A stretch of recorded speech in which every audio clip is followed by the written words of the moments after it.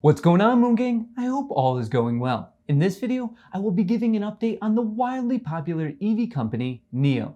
I will quickly be going over the company's Q3 earnings announcement, then I'll be doing a technical breakdown of its stock, and at the end, I will be sharing the details of the position I just opened on NIO. But before I get into all of that, if you're new to the channel, don't forget to join the Moon Gang by hitting the subscribe button. My goal is to hit 5,000 subscribers by the end of this year, and your help with that would be truly appreciated. And as always, if you enjoyed this video, don't forget to drop a like because it really helps with getting it in front of other traders and investors who may be interested. And now that I got that out of the way, let's get started. NIO reported its third quarter earnings after the market closed on Tuesday, November 17th. This was the headline that followed. NIO's quarterly loss narrows more than expected, but stock swings to losses. This last part was true the very next trading day, where NIO dropped just over 3%. But as of Thursday, the 19th, the stock has more than rebounded. This bullish push was expected, as you'll see from the details of the earnings announcement.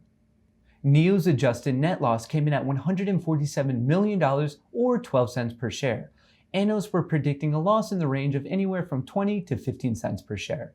Revenue rose 146% to $666 million, while analysts were predicting $664 million. Sales guidance for the fourth quarter was also above expectations. So far, so good. NIO was able to beat on earnings per share, revenue, and also raise their guidance. NIO said it delivered 12,200 vehicles in the third quarter compared to 4,800 vehicles in the third quarter of 2019 and 10,300 vehicles delivered in the second quarter of 2020. If you watched my last NIO video, I mentioned that I would be paying close attention to the expected deliveries for the upcoming quarter, and that did not disappoint. The founder and chief executive said, "We expect to deliver 16.5 to 17,000 vehicles in the coming fourth quarter, which would be an impressive 30% growth." Analyst at Deutsche Bank said this, "NIO's delivery outlook was materially ahead of consensus, and the company's supply constraints appear to be less of an issue than we had expected, with capacity ramping up faster than anticipated."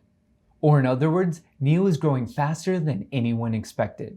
Besides the delivery outlook, the company also guided for fourth quarter revenue between $922 million and $948 million, which would represent an increase of about 120 to 126% from the fourth quarter of 2019. This guidance blew away expectations of $813 million.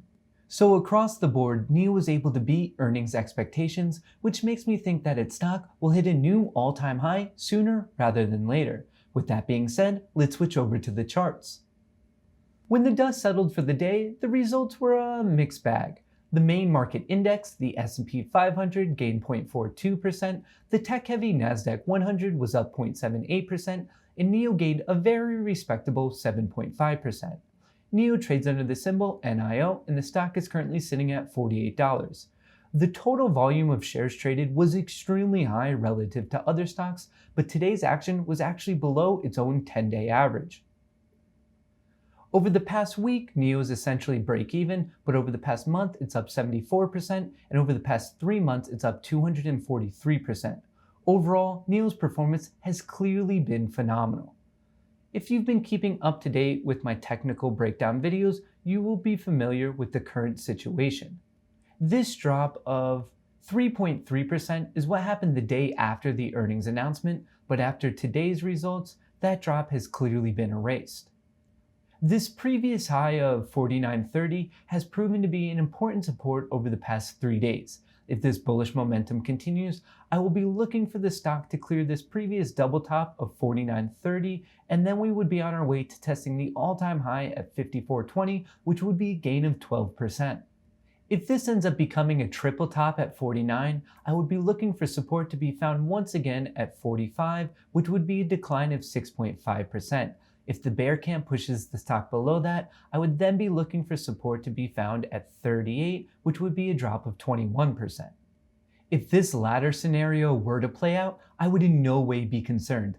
In fact, I would look at it as an excellent buying opportunity. From June of this year until now, NIO stock has been on an incredible tear, so a healthy pullback would in no way be abnormal.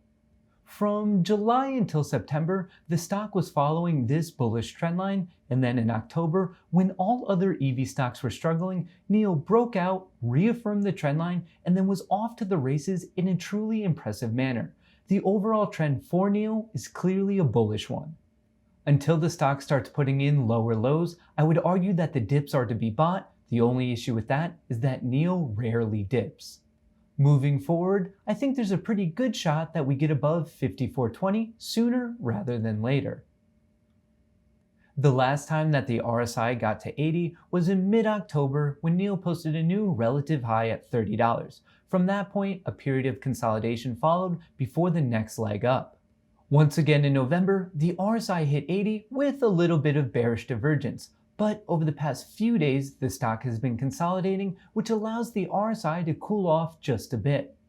If, and most likely when, the bull camp pushes NIO above 49, I am extremely confident that we would be on our way to testing the high at 54, and I think there's a pretty good shot that we will be posting a brand new all-time high.